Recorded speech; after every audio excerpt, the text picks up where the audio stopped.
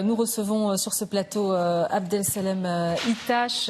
Vous êtes élu en Seine-Saint-Denis, ancien représentant du MoDem, et puis Maxime Thibault, auteur juriste, ancien vice-président des Patriotes. Merci d'être avec nous pour commenter donc cette journée du 1er mai, cette journée consacrée à la fête du travail, mais une journée aussi où l'on attend une convergence des luttes entre d'une part les syndicats et d'autre part les Gilets jaunes. Justement, votre sentiment sur cette convergence des luttes, Maxime Thibault? Mon sentiment, c'est que le 1er mai étant la fête du travail, aujourd'hui on a la lutte pour le travail en France. C'est-à-dire qu'on retrouve des gilets jaunes, on retrouve des manifestants de gauche, on retrouve des personnels politiques, on retrouve des syndicats qui se réunissent pour dire on veut qu'en France on puisse travailler dignement, avoir une rémunération digne, pouvoir vivre, en fait, et je répète ce terme, dans la dignité de son travail, pouvoir partir en vacances, pouvoir nourrir ses enfants, pouvoir les élever, les envoyer à l'école, faire bénéficier nos parents, nos grands-parents de soins, etc. Et en fait, aujourd'hui, c'est une grande fête du travail. Et ce qui se passe, c'est qu'elle est d'autant plus violente que le gouvernement en face fait tout pour atteindre à la dignité du travail en France et conduire à des petits salaires, conduire au chômage, conduire aux délocalisations.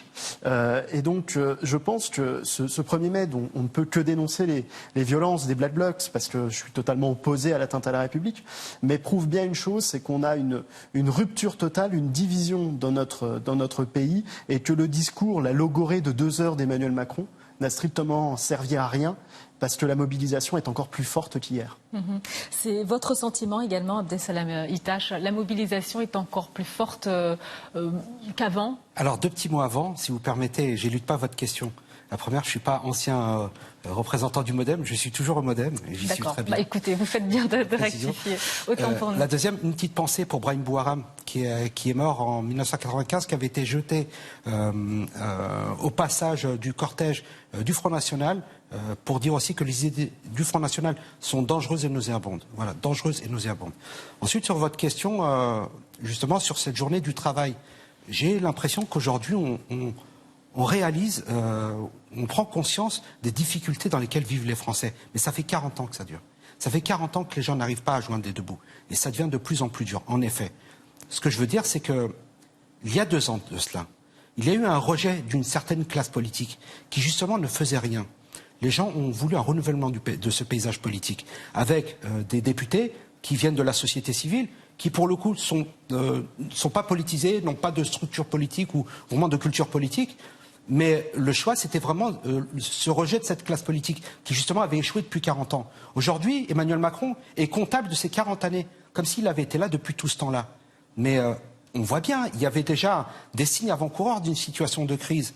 Et aujourd'hui, le président de la République, Emmanuel Macron... Donc ce que vous dites, Abdessalem Itache, c'est que ça dure, c'est le résultat d'une 40aine d'années de politique, mais ce que vous dites, c'est que ce n'est pas Emmanuel Macron qui serait comptable de cette situation. Pas des 40 années en tout cas, mais ce que je veux... Non, mais ça on l'a bien compris, mais sur ce qui se passe aujourd'hui, est-ce qu'il n'a pas une part de responsabilité, le président de la République? Bien sûr, il a fait le choix d'être président de la République, et cette responsabilité lui incombe.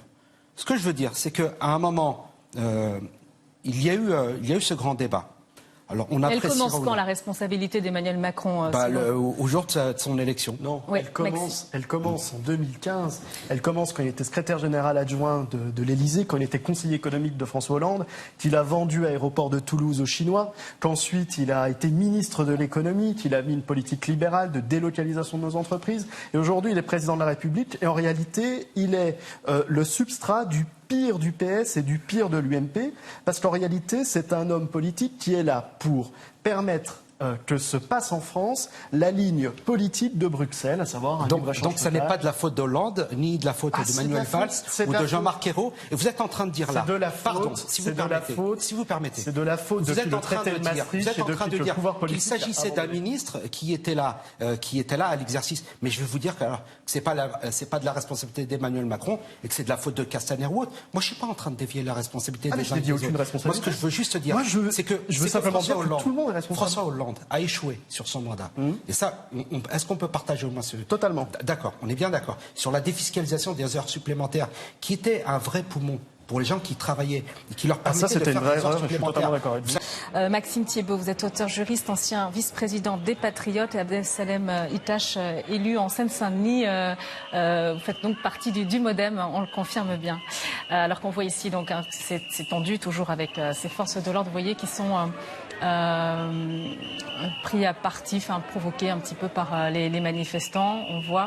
On les voit ici donc se positionner toujours pour protéger ce restaurant de la rotonde sous la pression des manifestants. Ils sont 7400 policiers et gendarmes, messieurs, mobilisés dans la capitale pour justement sécuriser cette journée du 1er mai. Sur le dispositif de sécurité, peut-être un commentaire? Très très dur à évaluer pour la raison très simple que pour le moment on ne le connaît pas totalement. Ce qui est particulièrement compliqué pour les policiers et pour les gendarmes, c'est que les Black Blocs sont mélangés avec les manifestants. Et donc c'est très compliqué de pouvoir les identifier, de pouvoir intervenir. Et c'est souvent à ce moment-là qu'il peut arriver des bavures et des problèmes. Donc très très dur à dire, il faudra attendre la fin de Alors il y a eu quand même 9016 contrôles préventifs qui ont été effectués par les forces de l'ordre, toujours au niveau de la capitale, Abdel Salem Itache. Ces contrôles préventifs, ils sont nécessaires, mais visiblement pas suffisants pour empêcher ces Black Blocs d'infiltrer ces manifestations. Évidemment, vous évoquiez le nombre d'agents qui sont sur place pour assurer la sécurité des manifestants. Bien sûr, il est question de dissocier les Black Blocs des gens qui viennent pacifiquement manifester un désaccord. Ce que je veux dire, vous me demandiez si ces contrôles préventifs en amont de ces rassemblements étaient nécessaires. Ils sont plus que nécessaires. Lorsque l'on retrouve dans des sacs des boules de pétanque ou comme la semaine dernière, des cocktails Molotov, d'ailleurs d'un pompier qui avait ça dans son sac, bien sûr qu'il est nécessaire et indispensable que de veiller à ça. Et vous savez une chose, on s'est rendu compte. La question, elle se pose. Non, mais dans la semaine, je vais répondre à votre Pourquoi est-ce qu'ils ne sont pas suffisants pour empêcher l'infiltration des Black Blocs? Parce que vous avez des Black Blocs qui viennent dans la semaine déjà pour cacher dans les massifs ici et là des boules de pétanque, des choses, des objets dangereux, d'accord? Parce qu'ils savent très bien qu'ils vont passer dans un maillage et qu'on va retrouver un tas de choses. Donc ils viennent dans la semaine déjà pour préparer. Vous voyez, il y a une préméditation déjà dans l'acte. Mais je vous dis encore une fois, et je dissocie bien les personnes qui manifestent pacifiquement et les Black Blocs qu'il faut absolument arrêter. Et ça, je compte sur les forces de l'ordre, justement pour pouvoir appréhender ces personnes-là et les mettre... Alors, ces activistes radicaux, ils étaient déjà présents le 1er mai dernier, 1200 militants radicaux qui avaient perturbé la manifestation parisienne le 1er mai 2018. 109 personnes avaient été placées en garde à vue. Un an après, quelle différence vous faites entre cette fête du travail, depuis les 1 an qui se sont écoulés aujourd'hui, quelle est la particularité de ce 1er mai aujourd'hui? La violence semble pire aujourd'hui et le maintien de l'ordre n'a pas changé. Ce qui prouve que nous n'avons pas une réactivité certaine en termes de maintien de l'ordre. Et en plus, la confiance des manifestants à l'égard de la police a fortement diminué parce que la police n'a pas manqué de faire des bavures lors des différents mouvements de gilets jaunes. Donc c'est très compliqué, on est dans une situation très tendue. Et moi, je l'avoue, je suis très inquiet pour la fin de cet après-midi parce que je trouve que la violence est assez élevée alors qu'on est encore tôt dans l'après-midi. Et je ne sais pas comment ça va se terminer. On est toujours avec nos invités, Abdel Salem Itache, élu Saint-Denis du MoDem, et Maxime Thiebaut, auteur juriste, ancien vice-président des Patriotes. Sur la situation actuelle, c'est vrai qu'on craint quand même une journée extrêmement tendue.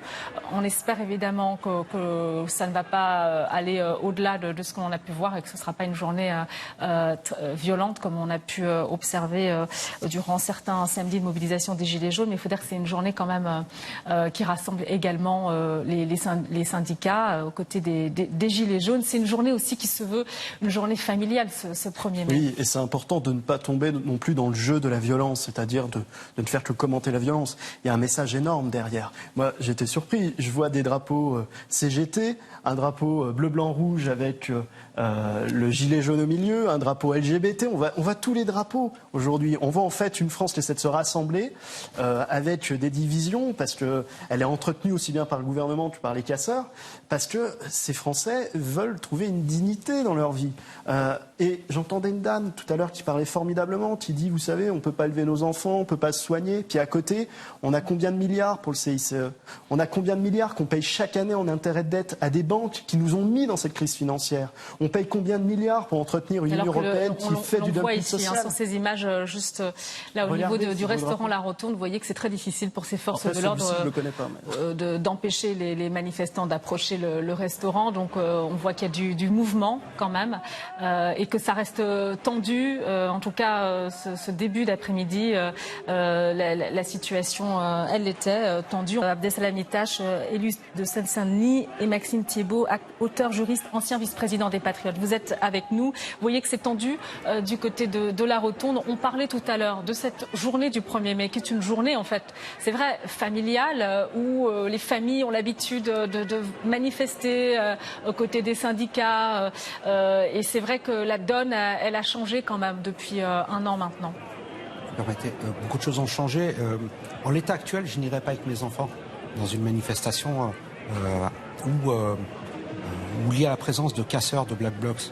Vous voyez bien que l'aspect pacifique de ce 1er mai, qui est une date historique, est complètement dévoyé. Moi, je voulais juste revenir sur les propos de la personne qui avait été interviewée juste avant, sur les déserts médicaux, sur tous ces services publics qui quittent nos communes, que ce soit dans les grands ensembles, que ce soit dans la ruralité. Naturellement, lorsque l'on ferme un hôpital parce qu'il n'est pas rentable, je suis désolé, mais la santé, ça n'a pas de prix. Et qu'à un moment, si vous voulez, si vous fermez un hôpital, forcément les gens ne s'installent pas dans le secteur parce que l'hôpital le plus proche est à 50 km. C'est juste scandaleux. Comment voulez-vous que les gens puissent se réinstaller dans les villages? Bien évidemment évoquer les revendications des Gilets jaunes parce que c'est très important, mais sur cette symbolique du 1er mai, on apprend que le secrétaire général de la CGT, Philippe Martinez, a été contraint de quitter la manifestation à cause des Black Blocs, à cause de ces profils radicaux qui ont infiltré donc cette journée de manifestation. Je parlais du 1er mai dernier où on a observé des violences depuis un an. C'est vrai que la donne, elle a beaucoup changé. On le voit encore. C'est tendu. Il y a quand même des heurts avec les forces de l'ordre et l'un des leaders syndicaux qui quitte le cortège aujourd'hui. Vous permettez, je vais aller au bout de mon propos parce que je peux vous assurer que ça intéresse les gens ce que je raconte. Justement sur ces services publics qui partent, vous revenez à la violence. La violence, on la condamne. Et que justement, lorsqu'on a un responsable syndical qui est exfiltré d'un mouvement à cause d'une certaine violence, c'est à condamner. Moi, je vais juste revenir sur cette violence sociale que les gens vivent. Lorsque justement, ils ont besoin de prendre un bus et de passer 1 heure dans les transports pour se rendre à la sécurité sociale, qui n'est plus dans leur ville. Ça aussi, c'est de la violence sociale. Et que les gens n'arrivent plus. C'est juste pas possible. Je parlais de la ruralité. Et quand l'hôpital le plus proche est à 50 km, comment voulez-vous que les gens accèdent à la propriété dans un village où il n'y a pas de boulangerie, où le seul lieu social est le café? D'accord? Donc la nécessité de réimplanter la poste, les services de l'État dans ces endroits-là permettra justement de régler 2 problèmes. Le problème des villes dortoirs où les gens sont concentrés et vivent dans la promiscuité. Et de l'autre côté, des villes et des villages qui sont complètement déserts, où on ferme des écoles. On va poursuivre évidemment avec vous également, Maxime Thiébaut, sur les revendications. Maxime Thiébaut, vous êtes auteur juriste, ancien vice-président des Patriotes. Emmanuel Macron, il a fait des annonces et qui n'ont pas trouvé d'écho chez ces Gilets jaunes. Il a pratiquement pas fait d'annonces, en fait. Il a corrigé ses erreurs politiciennes. Il en a fait quand même. Il a fait des annonces. Quand vous regardez les allocations familiales, elles sont gelées depuis le projet de loi de finances de la sécurité sociale de l'année dernière. Et il était tellement dans une politique antisociale qu'il a voulu les geler sur 2 ans. Et c'est le Conseil constitutionnel qui, en fin d'année, a dit « Attendez, vous pouvez geler les allocations familiales sur 1 an, donc en fait elles sont de 0,3%, mais vous ne pouvez pas les geler sur 2 ans. » Donc là, il s'est trouvé gêné. Il a fait la même chose avec les retraites. 0,3%, c'est-à-dire qu'il les a pas mis sur le montant de l'inflation. Et là, il nous annonce quoi? Il nous dit je reviens sur ma politique, c'est-à-dire que les retraites, je vais les réindexer sur l'inflation, mais il n'a rien dit sur les allocations familiales. Il a simplement dit je vais permettre aux mères seules de pouvoir toucher leur allocation familiale en donnant des prérogatives de puissance publique aux allocations familiales pour qu'elles puissent aller chercher l'argent là où il se situe, c'est-à-dire vers le père qui ne paye pas, ou bien la mère, parce qu'il y a aussi des pères qui sont seuls et qui se retrouvent dans des situations compliquées. Donc Emmanuel Macron nous a fait un grand baratin où il s'est entendu parler pendant plus de 2 heures pour strictement rien nous annoncer. Et tout à l'heure, vous aviez une très juste remarque sur la désertification rurale. Moi, je vois mon père est maire d'une petite commune rurale en Saône-et-Loire. Il se bat tous les jours pour que la boulangerie reste ouverte, pour que le médecin reste installé dans la commune. Et c'est le conseil départemental de Saône-et-Loire, avec son président, André Acari, qui s'est battu pour faire une politique de santé dans le département parce que l'État n'est plus présent, parce que l'État est tenu par des réglementations européennes qui interdisent strictement d'avoir une politique sociale, une politique de santé, d'avoir une politique de service public dans ce pays. Faire allusion à ce monde rural, c'est aussi important de le souligner parce que ce mouvement des Gilets jaunes qui a commencé le 17 novembre, il vient de ce monde-là aussi pour une bonne partie, en tout cas du milieu rural. Et les mesures d'Emmanuel Macron, finalement, elles sont complètement éludées, cette partie de la France. Alors, d'abord, le conseil départemental a pour compétence les affaires sociales. Donc il est normal que le maire s'oriente vers le conseil départemental et j'applaudis et j'apprécie les mesures, si elles vont dans le sens du maire, de permettre justement de maintenir les services sociaux et c'est une belle chose. Mais la santé devrait être on a souvent de l'État, tendance, mais bien sûr, évidemment, parce que et vous avez raison, parce que on se pose la question de savoir si c'est pas rentable. C'est pas rentable, c'est nécessaire. C'est ça. Vous voyez, c'est comme un choix, le choix politique de mettre une piscine dans une collectivité. On sait très bien que c'est pas rentable, mais c'est un choix politique. Est-ce qu'on va apprendre à nos enfants à nager ou pas? Eh ben la santé, c'est exactement la même chose. La santé, elle a peut-être un coût, mais elle n'a pas de prix. Donc, juste pour revenir sur ces annonces d'Emmanuel Macron, je peux entendre qu'elles aient déçu, et vous avez raison en tout cas sur l'aspect allocation familiale. Il faut absolument aider ces familles qui sont dans la difficulté, notamment les familles monoparentales. Quand une maman est mère de 3 enfants, qu'elle élève seule, qu'elle est forcée et contrainte de travailler et que son conjoint n'assume plus la responsabilité et qu'il faille lui tordre le bras pour qu'il ait à payer cette pension. Alors il y a une mesure quand même sur ce point bien précisément. Sûr, autre chose sur l'allègement des impôts. Alors, on avait laissé entendre, avant l'annonce qui avait été retardée à cause de l'incendie de Notre-Dame de Paris, on avait laissé entendre qu'il y aurait entre 1 et 3 milliards de baisse d'impôts. C'est pas 1 ou 3 milliards, c'est 5 milliards. Et ça, ce sont des choses qui pèsent sur les classes moyennes. Donc, il y a quand même un retour sur le pouvoir d'achat pour un grand nombre de Français. Donc, ce que je veux dire, c'est que il y a déjà un déficit qui dure depuis très longtemps. Et qu'aujourd'hui, il est question justement de réajuster le tir et de permettre à nos concitoyens de vivre dignement. Les gens qui manifestent aujourd'hui le 1er mai, ils demandent quoi? Ils demandent la dignité. Ils veulent pouvoir vivre décemment. Pour ceux qui ont un travail... Quand vous dites qu'il y a des progrès en matière de pouvoir d'achat... Pour ceux qui ont un travail, c'est trouver un travail. Quand vous dites qu'il y a des progrès en matière de pouvoir d'achat, est-ce que ce sont des mesures mais moi, j'irais plus loin. Non, est-ce que ce sont des mesures qui sont effectives dans l'immédiat? Elles sont pas effectives pour les personnes qui sont vraiment touchées. C'est-à-dire que l'imposition sur le revenu, qu'elle soit revue, d'accord, mais combien de Français aujourd'hui, des classes populaires et des petites classes moyennes, ne payent pas l'imposition sur le revenu? C'est un vrai problème. On a un problème sur la TVA. On a besoin d'une TVA, d'une vraie TVA sociale, avec sur les produits de première nécessité, pratiquement 0%. Le problème, c'est que l'Union européenne... C'est génial. Oui, mais l'Union européenne je suis très content de vous entendre le dire. Mais moi, je suis très social, vous savez. Je suis gaulliste social. Je fais plus de politique, mais aujourd'hui, je suis gaulliste social. C'est au fond de moi. Je suis vraiment choqué de voir qu'on ne peut pas le faire parce que l'Union européenne l'interdit. Et aujourd'hui, ce qui est très triste dans tout ce qui se passe, et on est en pleine campagne des élections européennes, c'est que c'est soit une Europe fédérale financière qui est proposée, soit sortir de l'Union européenne. Et on n'arrive pas à avoir une voie du milieu qui serait celle de dire on va construire une Europe des coopérations où on va laisser aux États la gestion de leur politique régalienne, leur politique sociale, leur politique monétaire, leur politique économique, et on va travailler ensemble sur des grands projets au niveau européen. Et ça, c'est malheureux, il y a pratiquement personne qui le propose, c'est ça qui est dramatique, et on est dans une campagne européenne qui est compliquée. Après, le vrai souci sur Emmanuel Macron, c'est que, moi j'en veux pas Emmanuel Macron parce que il n'est pas président de la République française, il n'a pas le pouvoir. Vous savez très bien qu'une loi... Qui a le pouvoir alors? C'est l'Union européenne, c'est la Banque centrale européenne, c'est la Commission européenne. Vous savez très bien qu'une loi, si elle est contraire au droit européen, elle doit s'effacer. Oui. Donc à partir de là, vous pouvez prendre toutes les lois que vous voulez. Si elles sont contraires aux logiques ultra-libérales de l'Union européenne, vous ne pouvez rien faire. C'est pour ça que moi je défendais le Frexit. Et d'un côté, je suis d'accord avec Florian Philippot ou l'UPR et tous ceux qui proposaient le Frexit. Pourquoi? Parce qu'ils ont compris que ça ne fonctionne pas. Pour autant, derrière, il faut construire une vraie Europe. Et c'est pour ça que je crois en l'Europe du général de Gaulle. Et que je trouve que, paradoxalement, les souverainistes, ils manquent d'optimisme. C'est-à-dire de vendre une belle Europe, de vendre un beau projet. Et c'est pour ça que je suis assez déçu par cette campagne européenne, globalement. Alors, vous abordez 2 points. Le premier, c'est vous souhaitez une Europe plus sociale. Et moi, j'abonde dans ce sens-là. Et en même temps, vous parlez du Frexit. Le fameux en même temps. Oui, le fameux en même temps. Je ne m'y mets pas. Non. Et vous parlez du Frexit comme si c'était ça serait salvateur pour la France. Moi, je vais vous dire une chose.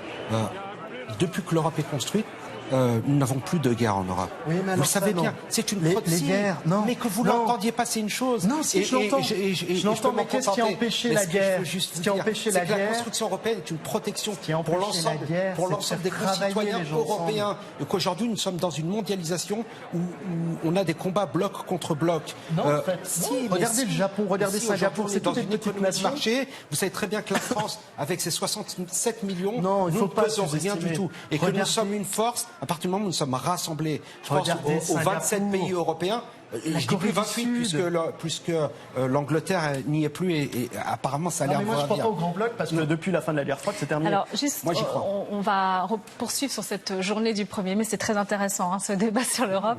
Sur cette journée du 1er mai, c'est une journée évidemment sous le signe de la convergence entre ces manifestations qui rassemblent les gilets jaunes, les syndicats, il y a aussi les manifestations évidemment, les rassemblements des partis politiques. On a vu tout à l'heure la France Insoumise, mais également le rassemblement traditionnel du 1er mai, du Rassemblement national. Et puis, il y a aussi un rassemblement, ce sera difficile de ne pas le remarquer, c'est celui pour fêter l'anniversaire de l'affaire Benalla, puisqu'on se souvient que le 1er mai, finalement, a été un jour plutôt noir pour Alexandre Benalla. On se souvient des événements place de la Contrescarpe. Sur cette journée-là, justement, et cette affaire Benalla, l'association du 1er mai à l'ancien conseiller du président de la République. Moi, si vous permettez, moi je me préoccupe de la situation de mes concitoyens. Je me fiche complètement d'Alexandre Benalla, mais magistralement. Je tiens à vous le dire. Aujourd'hui, moi, ce qui me gêne, c'est la situation dans laquelle vivent nos concitoyens. Lorsque je recevais dans mes permanences des personnes qui étaient dans la difficulté, qui pour le coup se mettaient à nu et qui racontaient leurs difficultés. Je peux vous dire une chose, c'est très très dur lorsque vous quittez une permanence, vous prenez votre voiture pour vous rendre chez vous, parce que vous avez un chez vous. Vous voyez, c'est ça la réalité. La réalité, c'est celle-là. Mais est-ce que pour autant, cette affaire, il faut la minimiser, cette affaire Alexandre Benalla, Maxime Thibault? Il n'y a eu aucune responsabilité politique derrière. C'est-à-dire que Alexandre Benalla a été recruté quand même par le président de la République. Il y a eu des responsabilités et tout est minimisé. Donc c'est ça qui me gêne. C'est que depuis 6 mois, ce qui est quand même impressionnant et ce qui montre qu'il y a un malaise démocratique dans notre pays, c'est depuis 6 mois que, même plus, parce que l'affaire Benalla a explosé au mois de juillet, août, mais depuis le mois d'août et ensuite les Gilets jaunes, il n'y a pas un ministre qui à un moment a donné sa démission en disant on va faire preuve un petit peu de mea culpa, on a fauté, il faut redémarrer sur de bonnes bases. Il n'y en a pas un. Ils sont tous là à pavaner et dès qu'ils remontent dans les sondages, ils redeviennent méprisants. C'est quand même problématique. Et l'affaire Benalla... Ça ferme sa gueule ou ça démissionne, c'est ça? Ou ça en a. Hein, et le problème, c'est que ça en a pas en ce moment. Et Abdessalem Eïtach, vous avez pensé quoi des déclarations du président de la République durant la conférence de presse sur justement Alexandre Benalla? Alors, moi, je vous dis, vous ne m'amènerez pas sur ce débat-là. Mais pourtant, les Gilets jaunes, en tout cas, pour certains Gilets jaunes, c'est une affaire qui, et que ça parle de Benalla, je zappe. Je vous le dis, je zappe, ça ne m'intéresse pas. Moi, ce qui m'intéresse, c'est ce pourquoi on est là. C'est la situation de nos concitoyens. C'est tout. Moi, je vais pas commenter le sitcom de l'été avec Benalla ci, Benalla là. Ça ne m'intéresse pas. Donc, je n'y répondrai pas. Pour vous, c'est une affaire d'État ou pas? Pardonnez-moi de vous relancer sur cette affaire Alexandre Benalla. C'est une affaire qui ne m'intéresse pas. Donc, c'est une affaire de l'image de l'État. C'est-à-dire que l'image de l'État, c'est l'autorité. c'est on voit ici l'exemplarité. justement ces manifestants défiler, Oui, vous voyez, avec mais Benalla, ces masques, je suis d'accord avec vous, Benalla, on s'en fout. On s'en fiche totalement, magistralement. Ce qui est intéressant, c'est de voir derrière l'image de l'État. Quand vous voyez le président de la République qui tient parfois des propos, tu traverses la rue pour trouver du boulot, il y a une désacralisation de la personne de l'État. De la personne du chef de l'État, pardon, qui pas de lui. Déjà ça a commencé depuis depuis deux mandats. Ça a commencé avec Nicolas Sarkozy. Et comment vous voulez qu'il puisse imposer une autorité? C'est ça le problème. Et de couvrir quelqu'un qui n'avait aucun diplôme, qui n'avait aucun mérite à être aux fonctions qu'il exerçait, pose un vrai problème. Et derrière, comment vous voulez garantir l'autorité du professeur à l'école? Comment vous voulez garantir l'autorité du gendarme ou du policier? Vous êtes d'accord, Abdel Salam Itache? Non, mais bien sûr. Voilà. Mais sur l'aspect éthique et sur les comportements, il y a eu des excès. Ça, moi, je n'ai pas l'intention de défendre Alexandre Benalla. En tout cas, je ne veux pas donner cette impression-là. Moi, tout ce que je vous dis, c'est que je veux me préoccuper de la situation de nos concitoyens. C'est tout ce qui m'importe. Et c'est mon seul moteur. Merci beaucoup Abdel Salam Itache. Je rappelle que vous êtes élu en Seine-Saint-Denis Modem. Merci à vous Maxime Thiébaut, auteur, juriste, ancien vice-président des Patriotes.